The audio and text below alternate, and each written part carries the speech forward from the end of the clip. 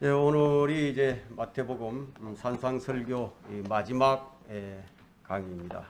산상설교 마지막 1월 달부터 시작을 했는데 약 한 10개월이 조금 더 걸렸습니다.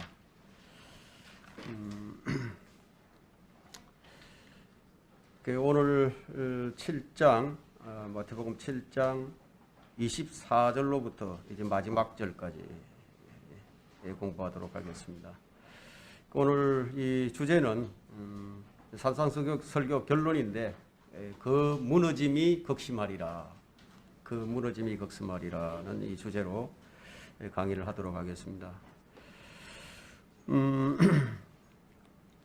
먼저 24절 읽겠습니다. 그러므로 누구든지 나의 이 말을 듣고 행하는 사람은 자기 집을 반석 위에 지은 현명한 사람과 같다 하리니 비가 내리고 홍수가 나며 바람이 불어 그 집에 들이쳐도 무너지지 아니하는 것은 그 집이 반석 위에 세워졌음이요 나의 이 말들을 듣고 행하지 않는 자는 누구나 자기 집을 모래 위에 지은 어리석은 사람과 같으리니 비가 내리고 홍수가 나며 바람이 불어 그 집에 들이치면 무너지되 그 무너짐이 극심하리라 하시더라.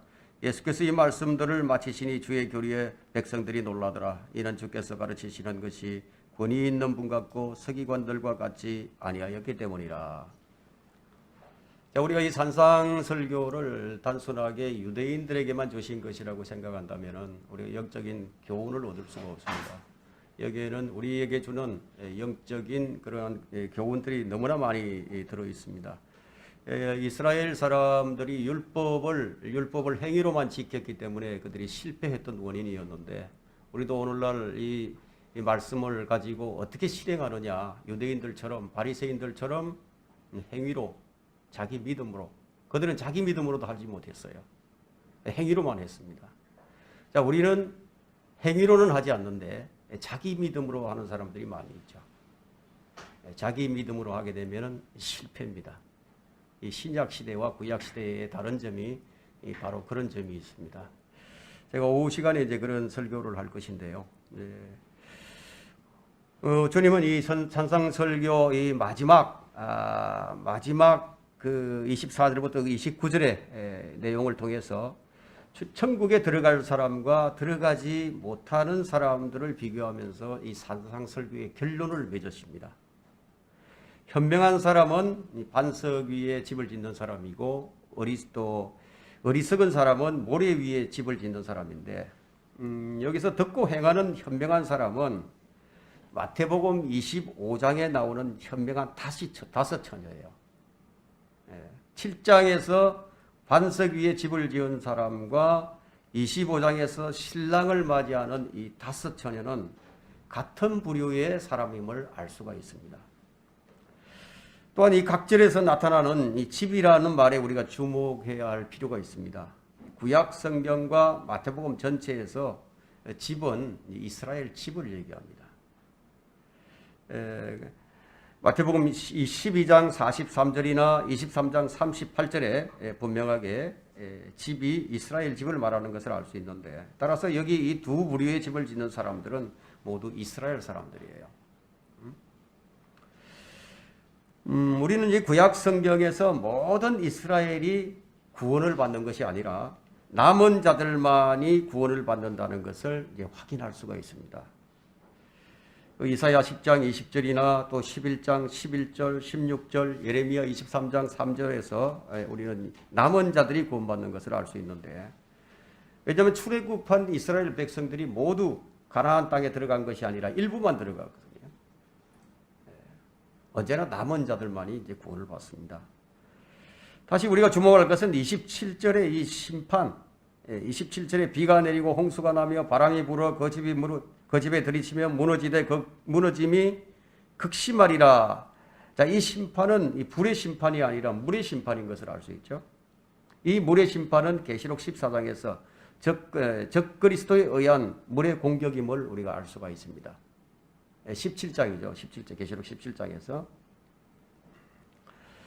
그래서 이 구절은 천년왕국으로 들어가기 직전 상황임을 다시 한번 확인을 해주고 있는 겁니다.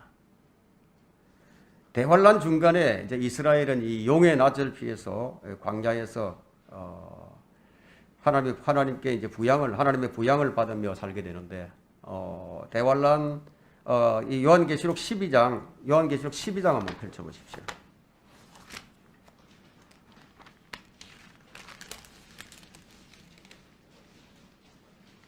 요한계시록 12장 14절부터 좀 볼까요?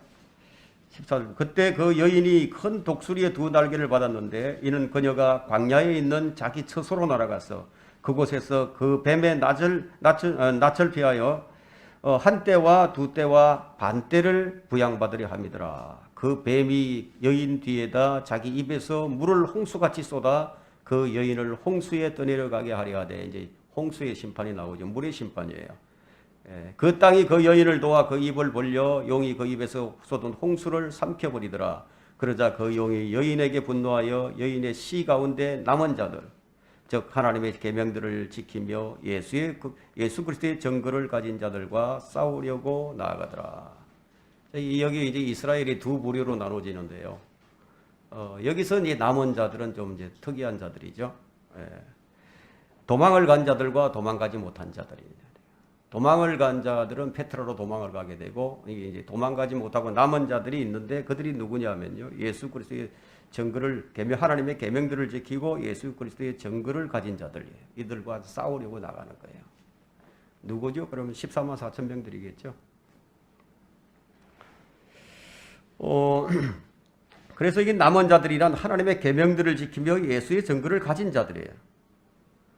그러나 이 주의 말씀을 듣고도 행하지 않는 이 모래 위에 집을 지은 사람은 유대인들로서 환란 때 끝까지 견디지 못하고 떨어져 나가는 사람들인데, 그 무너짐이 극심하다고 얘기합니다. 광야에서 이스라엘이 하나님의 보양을 받으며 이 만나를 먹었듯이 이 용의 낯을 피해 도망간 자들은 매일의 양식을 이제 얻게 되는데, 그때 마태복음 6장 11절에 주님 가르치신 기도를 그들은 해야 하는 거죠. 이때 그들은 주님 가르치신 기도를 꼭 해야 한다 이거예요. 매일의 일용할 양식을 얻기 위해서. 그리고 그들은 구원받아서 천년왕국을 상속받게 될 것입니다.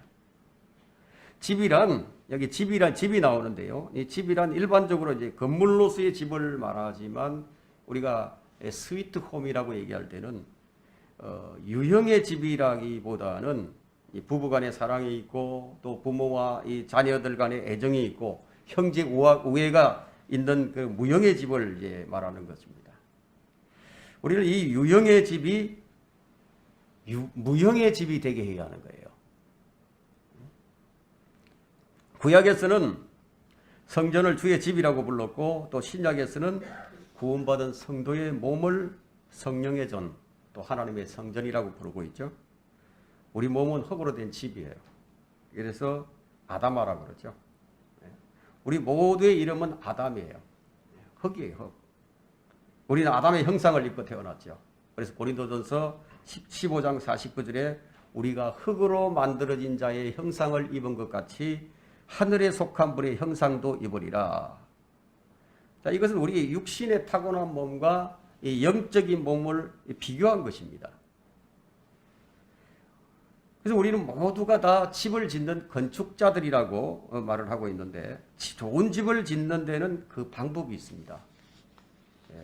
이 좋은 건물을 사는 데는 돈이 필요하겠지만, 큰 집, 아주 좋은 집을 가졌다고 해서 좋은 가정이 되는 것은 아니죠. 좋은 집이 되는 데는 무엇이 필요하냐면 영적 필요들이 있습니다. 시편 127편 1절을 보시게 되면,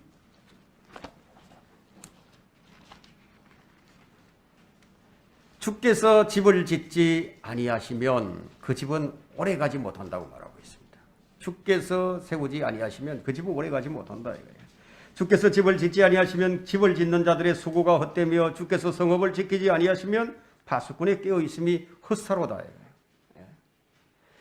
주께서 세우는 집과 허무는 집의 차이를 우리는 사울의 집과 다윗의 집을 비교할 때 드러나게 되는데, 사무엘하 3장 1절에 그때 사울의 집과 다윗의 집 사이에 긴 전쟁이 있었으니 다윗은 점점 더 강성해지고 사울의 집은 점점 더 쇠약해지더라. 사울의 집은 다윗의 집보다는 훨씬 더 강한 집이죠. 크고 강한 집이에요. 그런데 사울은 주님으로부터 마음이 떠나버렸습니다. 다윗은 주님 앞에 밀착해서 자신의 집을 든든한 반석 위에 집을 지었습니다. 이것이 바로 미련한 자와 현명한 자의 차이점입니다. 근데 우리는 다 집을 짓고 있죠. 어리석은 자로서 집을 짓는 사람들도 있고 현명한 사람으로서 집을 짓는 사람들도 있습니다. 그래서 이 24절에 보시면 그러므로 누구든지 나의 이 말을 듣고 그것들을 행하는 사람은 자기 집을 반석 위에 지은 현명한 사람과 같다 하리니, 말하자면 이 현명한 건축가는 어떤 사람이냐면 하나님 말씀을 듣고 행하는 사람이에요. 진리를 실행하는 것이 집을 짓는 일입니다. 우리가 진리를 실행하잖아요. 집을 짓고 있는 것입니다. 여기서 믿음의 차이가 이제 나게 되는데, 주의 말씀을 듣고 행하는 사람과 행하지 않는 사람, 이것이 믿음의 차이예요. 말씀을 듣고 행하는 자와 듣고도 행하지 아니하는 자. 여러분, 이 명문세가들이 있습니다. 사람들의 부러움을 사고 있는 명문세가들이 있는데, 그러나 이 명문세가는 아무나 되지 않아요. 그러나 마찬가지로 아무나 반석 위에 자기 집을 짓지는 않습니다. 이 집을 짓는 데는 믿음이 필수적입니다. 믿음이 없이는 불가능합니다. 왜냐하면 보이지 않는 집을 지어야 하기 때문에 이 말씀을 듣고 행하는 자들이야말로 진정으로 자기 집안을 명문가의 반열에 올리는 것이에요. 그 히브리서 11장에는 믿음의 집을 지은 사람들이 이름이 등재되고 있죠. 그렇다면 현명한 건축자란 누구냐 하면은, 첫째, 이 현명한 건축자는 주의 말씀을 듣고 실행하는 자들입니다. 그런데 말씀을 듣는 것은 참 잘하는 일이지만 뭐 듣고 행하지 않는다면 아무것도 아니죠. 야고보서 1장 22절에서 24절을 보시게 되면 한번 찾아볼까요?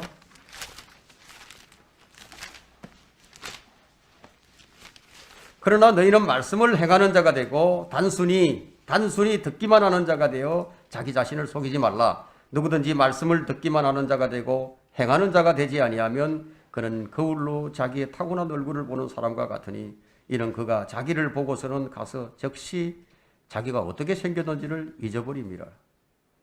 그 말씀을 듣는다는 것은 우리가 자기 얼굴을 이제 거울에 비춰보는 것과 같은 것입니다. 그 말씀은 거울인데, 이제 말씀이 우리 자신이 어떻게 생겼는지 보여주는 거예요. 그런데 우리가 말씀을 통해서 우리 자신을 들여다보지 못한다. 말씀을 통해서 우리 자신을 보지 못한다. 그러면 어떤 사람입니까? 참 듣고 행할 수가 없게 되겠죠. 자신을 들여다볼 줄 아는 사람만이 진리를 실행할 수 있습니다.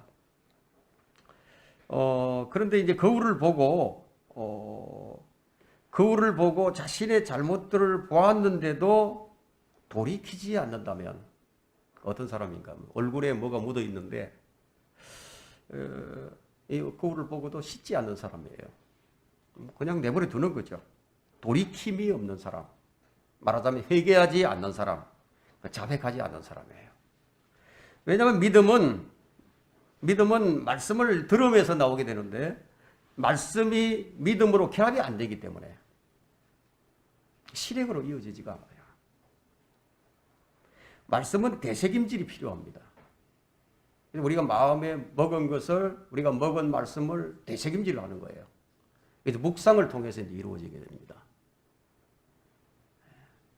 먹지 않은 사람은 묵상을 사실상 할 수 없게 됩니다. 인생의 성공은 여호수아 1장 8절에 달려있다고 해도 과언이 아닌데요. 여러분 여호수아 1장 8절을 한번 펼쳐보십시오.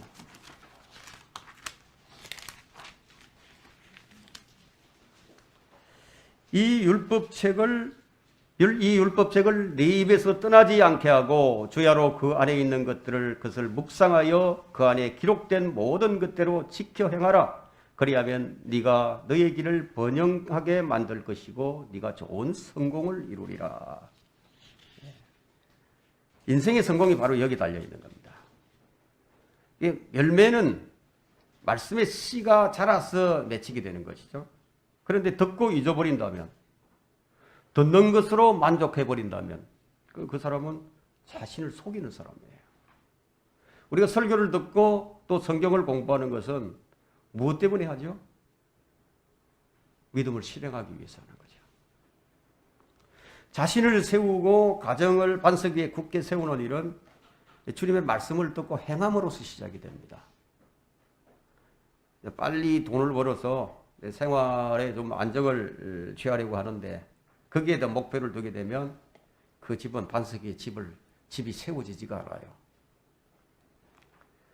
자신이 집을 세우려고 하면 할수록 계속해서 무너져가는 것을 경험하게 될 뿐입니다. 주님께서 집을 세워주시도록 기도하고 진리를 실행할 때 집은 견고한 반석 위에 세워지게 되는 거예요. 사실 우리가 일을 하고 있으니까 우리가 하는 것으로 여러분들이 생각을 하게 되는데 주님께서 세워주시지 않는다면 아무것도 되는 것이 없습니다. 영적인 일들은 그런 것입니다.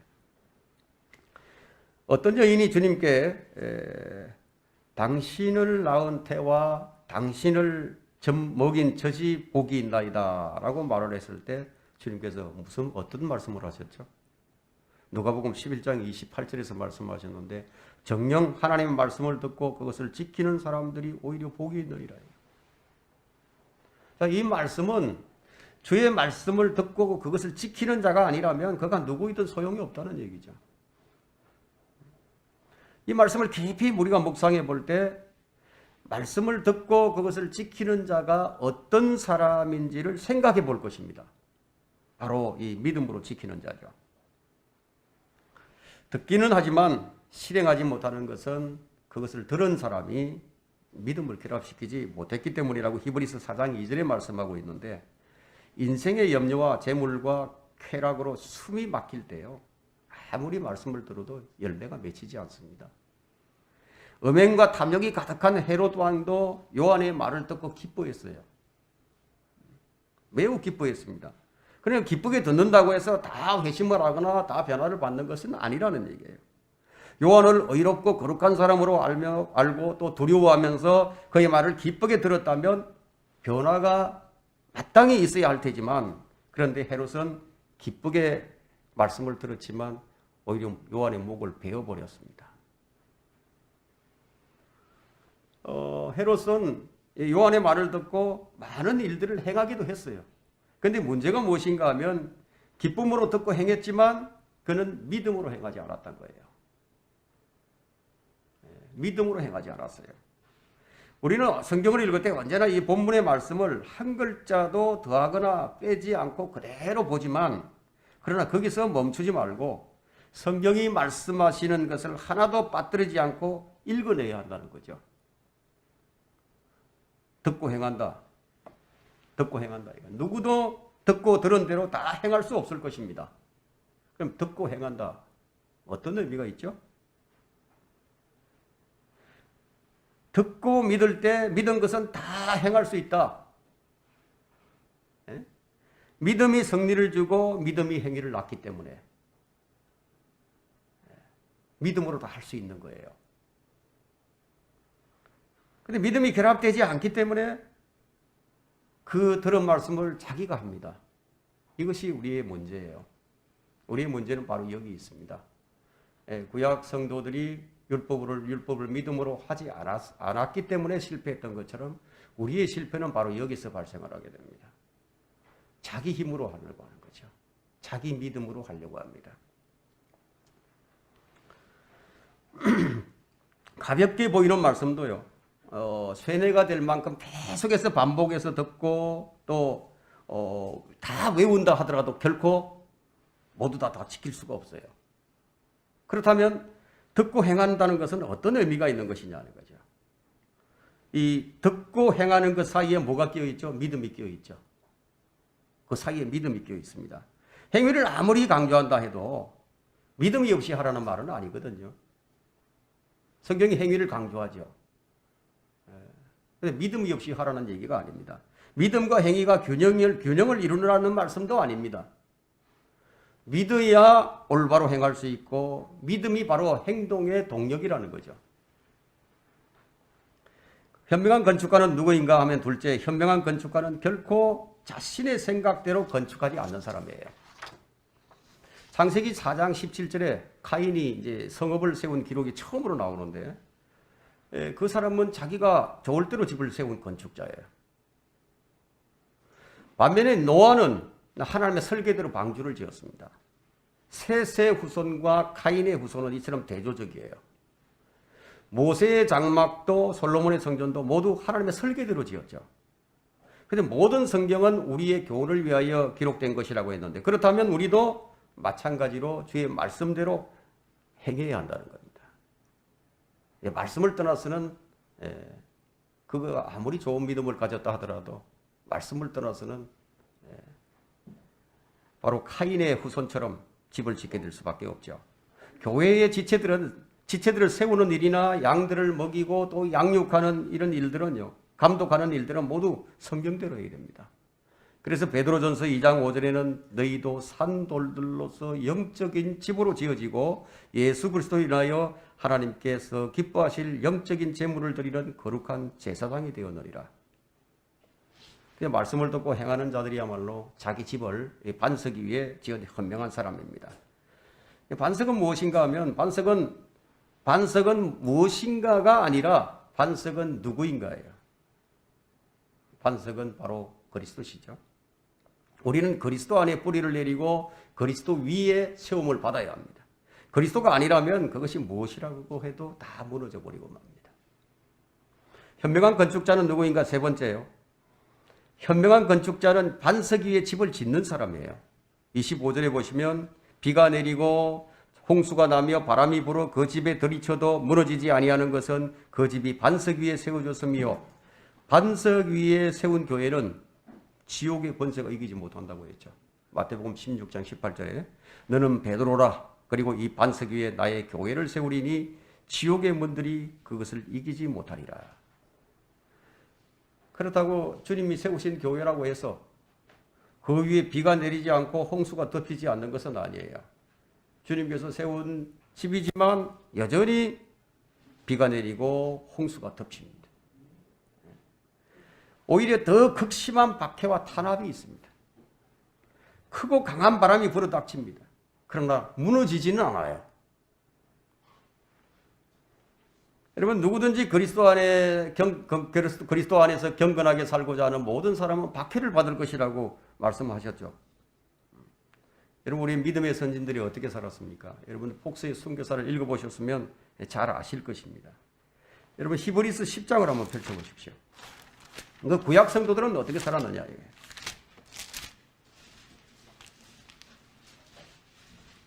히브리서 11장 34절에서 38절을 한번 보겠습니다. 히브리서 11장. 불의 세력을 소멸시키기도 하고 칼날을 피하기도 하며 연약함 중에 강하게 되기도 하고 전쟁에서 용맹스럽게 되기도 하며 외적들을 폐주시키기도 하며 여자들은 그들의 죽은 자들을 다시 살려받기도 하고 어떤 사람들은 고문을 당하면서도 굳이 면하려 하지 아니하으니 이는 그들이 더 좋은 부활을 얻고자 함이라. 또 어떤 사람들은 잔혹한 조롱과 채찍질의 시련도 받았고 더욱이 결박당하고 감옥에도 갇혔으며 돌로 맞고 톱으로 켜지고 시험을 당하고 칼로 살해되었으며 양의 가죽과 염소의 가죽을 쓴 채 유리하며 궁핍과 고난과 학대를 당했느니라. 세상은 그들이 살만한 데가 못 되었으므로 그들은 광야와 산속과 동굴과 토굴에서 유리하였느니라. 이 사람들이 모두 믿음을 통하여 좋은 평판을 얻었으나 그 약속을 받지는 못하였으나 하나님께서는 우리를 위하여 어떤 더 좋은 것을 예비하사 우리가 아니고서는 그들이 온전케 되지 못하게 하셨느니라. 자, 이전에 이 믿음의 사람들이 다 이러한 삶을 살았다 이거예요. 이것은 경건한 자들에게 내리는 비와 홍수와 바람이었습니다. 그러나 그런 것들로서 그들의 믿음을 무너뜨릴 수가 없었어요. 주님은 나로 인하여 사람들이 너희를 욕하고 박해하고 거짓으로 꾸며 가진 악한 말로 너희를 거슬러 말할 때에 너희에게 복이 있나니 기뻐하고 크게 즐거워하라. 이는 하늘에서 너희 상이 큽니다. 너희 앞서 있었던 선지자들도 그들이 이같이 박해하였느니라 하고 마태복음 5장 11절과 12절에 말씀합니다. 그래서 말씀을 듣고 행하는 자는요, 반석 위에 집을 지은 자는 어떤 환경에서도 무너지지가 않아요. 불같은 시련에도 정금같이 단련되어 나옵니다. 사방이 우겨쌈을 당한다 하더라도 절망하거나 낙심하지 않습니다. 왜냐하면 살아계신 반석이신 예수 그리스도 위에 세워졌기 때문이에요. 이로 인하여 하나 그리스도의 생활 방식은 아주 단아한 거죠. 주님께서 우리에게 내가 그들에게 영생을 주노니 그들은 영원히 멸망하지 아니할 것이며 또 아무도 나의 손에서 그들을 빼앗지 못할 것이니라. 이것이 주의 반석입니다. 아무도 빼앗아갈 수 없다. 그리스도인들은 세상과는 정반대의 방향으로 걷고 있기 때문에 우리는 이 세상의 역풍을 맞을 수밖에 없어요. 피할 수 없습니다. 말씀을 듣고 행하려고 할 때는 예외가 없어요. 하지만 우리는 걱정할 것이 없죠. 반석은 내가 아니기 때문에 살아있는 말씀이신 주님 자신이기 때문에 우리 개개인은 살아있는 산돌들로서 영적인 집으로 지금 지어져 가고 있습니다. 이 집은 그 무엇으로도 파괴할 수가 없습니다. 에베소서 2장 21절과 22절에는 그분 안에서 건물 전체가 함께 알맞게 맞추어져 주 안에서 거룩한 성전으로 자라가며 또한 그분 안에 너희도 성령을 통하여 하나님의 것으로 함께 지어져 가고 있느니라.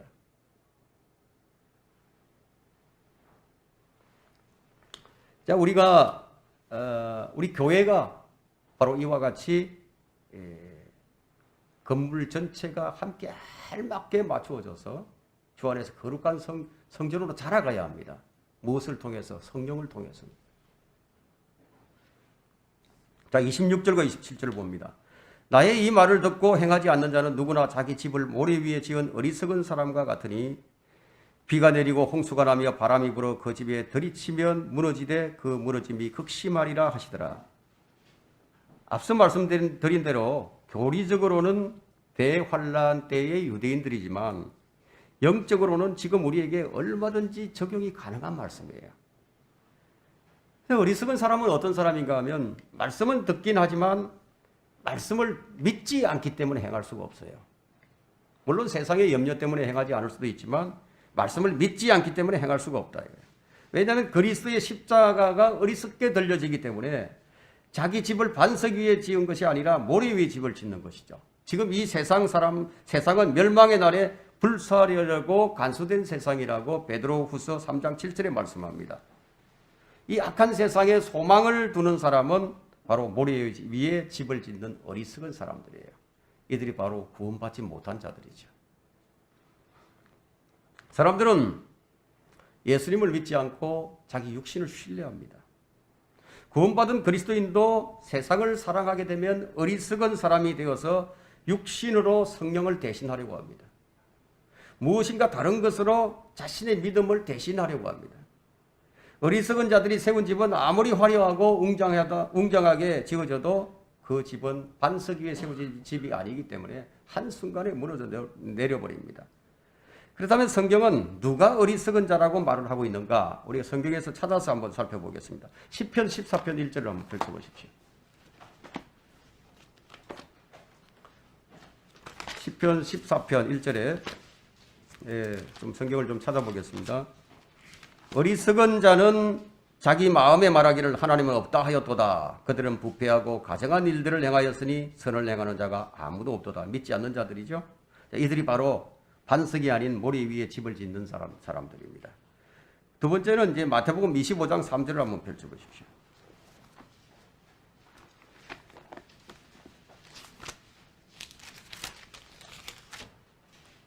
어리석은 처녀들은 등을 가졌으나 등과 함께 기름을 가지지 아니하였고, 자, 이런 자들은 경건의 모양은 있는데 경건의 능력이 없는 자들이죠. 말씀을 듣기는 들었지만 선한 열매가 없는 자들이에요. 성령이 없는 자들에게서는요, 경건의 능력이 나오질 않습니다. 모양만 있을 뿐이죠. 그래서 무늬만 그리스도인들입니다. 세 번째는 누가복음인데요. 누가복음 11장 40절을 한번 펼쳐보십시오. 11장 40절.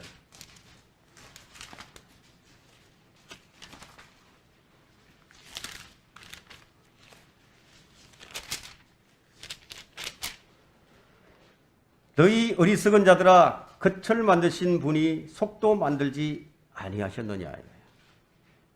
이 누구에게 지금 이 말씀을 하고 계시죠? 위선자들이죠.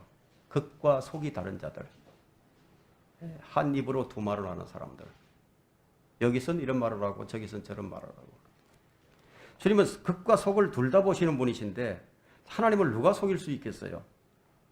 하나님은 마음을 살피시는 분이신데 하나님을 속이려고 했으니까 자, 어리석은 사람들 중에서도 가장 어리석은 사람이 하나님을 속이려고 하는 사람들이죠. 하나님의 존재를 믿지 않는 부류들이 아니에요. 하나님의 존재를 믿는 사람들인데 그렇다 이거예요. 누구보다도 더 열성으로 주님을 섬기는 사람들이에요. 그러나 그들의 마음의 동기가 잘못되어 있다 이거예요. 그 마음의 동기가 잘못되면 거기서 나오는 모든 것은 다 불결한 것이에요. 네 번째는 누가복음 12장 20절 한번 보시죠. 그러나 하나님께서 그에게 말씀하시기를 너 어리석은 자야 오늘 밤 네 혼을 내게서 앗아가리니 그러면 네가 장만한 그것들이 누구의 것이 되겠느냐 하시니라. 이 사람들은 어떤 사람들이냐면 자신을 위해서는 이제 보물을 쌓아두고 하나님 앞에서 부유하지 못한 사람들입니다. 주님은 땅에다 보물을 쌓는 자들을 가리켜서 너 어리석은 자야 라고 말씀하시는데 여러분 로스차일드나 워렌 버핏 같은 사람들, 빌 게이트 같은 이 부자들이 여러분 무엇을 생각하고 살겠습니까? 그리고 무엇을 위해서 살겠습니까?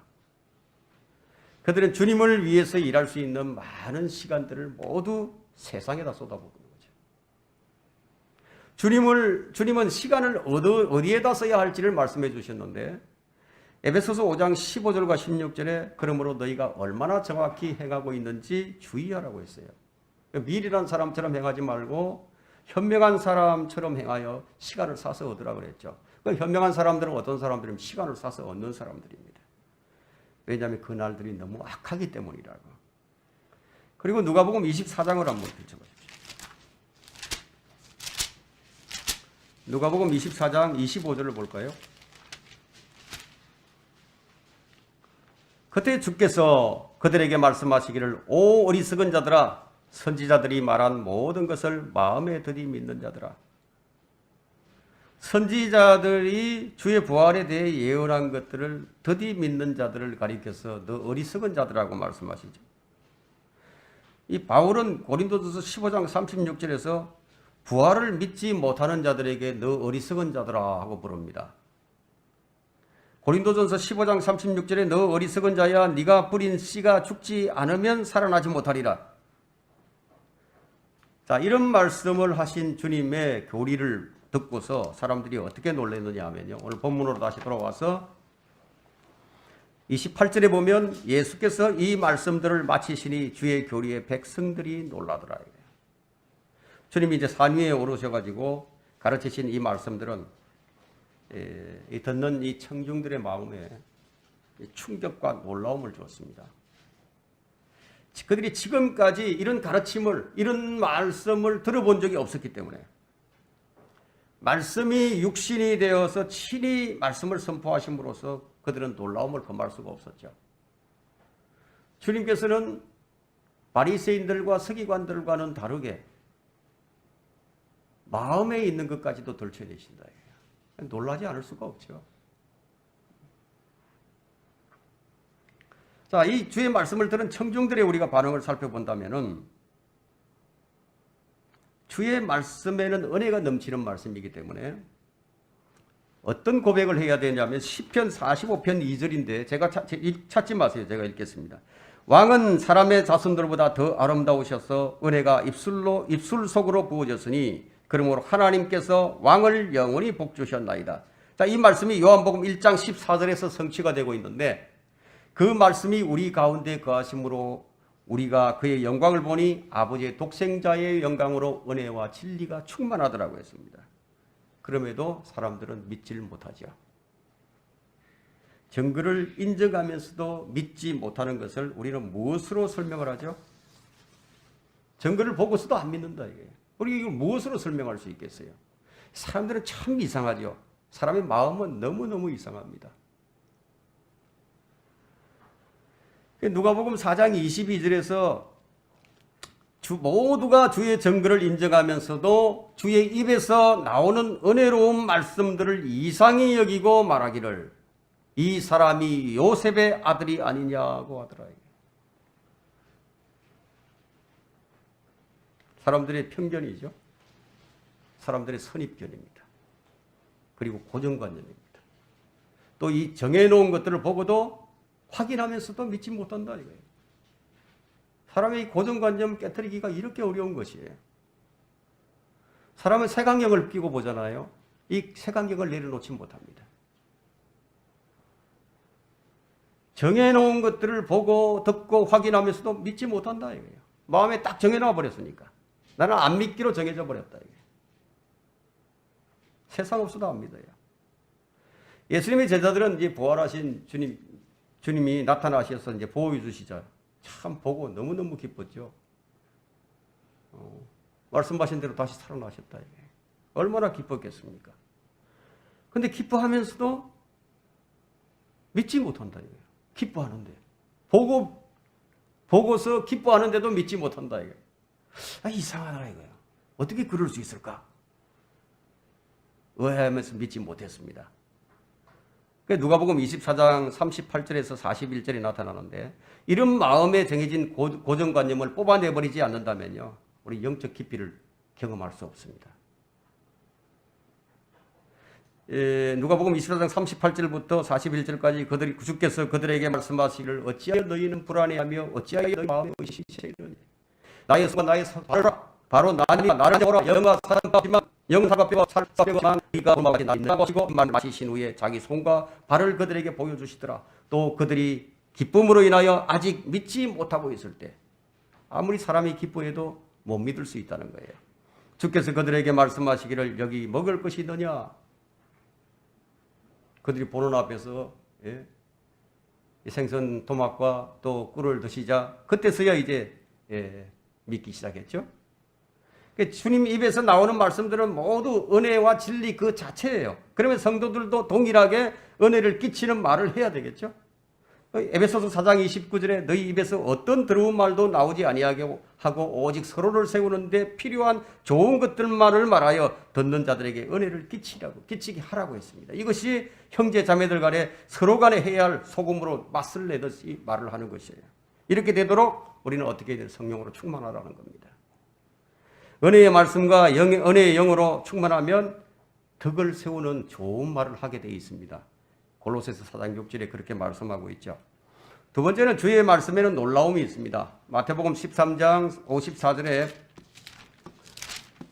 주께서 자기 고향으로 오셔서 사람들을 회당에서 가르치시니 그들이 놀라며 말하기를 이 사람이 이런 지혜와 이 같은 능력이 있는 일들이 어디서 났는가.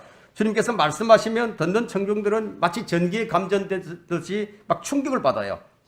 찰스 피니 목사님이 설교를 시작하게 되면요, 마치 성도들이 막 전기에 감전된 것처럼 이런 충격을 받고 고개를 숙였다고 말합니다.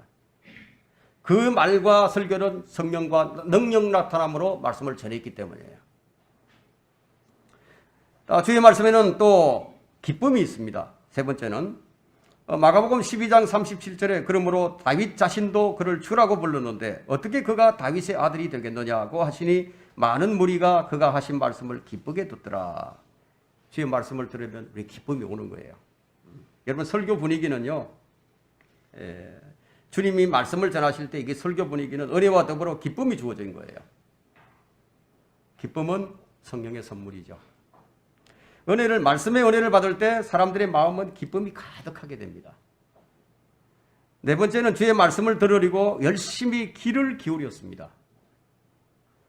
누가복음 19장 48절에 그러나 모든 백성이 주의 말씀을 들으려고 귀를 기울임으로 그들이 어찌할 바를 모르더라. 주의 말씀은 청중들을 집중시키는 힘이 있어요. 그래서 우리는 듣는 것에 매우 주의를 해야 합니다. 건성으로 듣는 것과 집중해서 듣는 것에는 큰 차이가 있기 때문에 주의 말씀은 마음에 간직되어져야만이 믿음의 실행으로 이어지게 됩니다. 마음에 간직되지 못하면 실행으로 이어지지 않기 때문에 우리는 마음에 심는 작업을 잘 해야 합니다. 히브리서 2장 1절에는 이로 인하여 우리가 들은 것들에 대해 보다 간절한 마음으로 주의를 기울여야 하리니 이는 언제라도 우리가 그것들로 하여금 미끄러져 떨어지지 않게 하려 함이로다. 다섯 번째는 주의 말씀에는 권위가 있습니다. 본문 29절을 볼까요? 자, 이는 주께서 가르치시는 것이 권위 있는 분 같고 서기관들과 같이 아니하였기 때문이라. 주님 말씀하실 때 확실하지는 않지만 내가 생각하기에는 추론이나 유추하는 것이 전혀 없다 이거예요. 내가 생각하기에는 이렇다 이런 말이 전혀 그런 말이 아니다는 얘기죠. 진리는 무엇이든지 확실하게 단정적으로 선포가 됩니다. 그 말씀은 권위가 있죠. 아직껏 어떤 사람도 주와 같이 말하는 사람은 아무도 없었다고 요한복음 7장 46절에 말씀하고 있습니다. 주께서 내가 건이라고 말씀하시자 그들이 뒤로 물러서서 땅에 엎드렸죠. 주님을 잡으러 왔던 자들이. 그래서 왕의 말이 있는 곳에는 언제나 권위가 있습니다. 자, 서기관들은 듣고 보고 배운 것들을 말하고 자신들의 이론이나 견해를 말하는 것이 전부였지만 주의 말씀은 살아있는 생명의 말씀이기에 그 자체 권위가 있어요. 지금까지 우리는 산상설교를 읽고 또 공부하면서 주의 말씀이 어떠한지 이 마음속 깊이 스며들었음을 여러분들이 감지를 했을 겁니다. 여러분은 이미 주님의 권위와 능력과 은혜와 경이로움과 기쁨과 그분의 신성을 아마 충분히 경험했을 겁니다. 지금 이 산상설교를 말씀하고 계신 분이 누구냐? 왕이십니다. 마태복음 4장 17절에 처음으로 주님께서 왕복음을 전파하신 이후로 그 왕복음은 표적과 더불어서 계속 전파되어 갔습니다.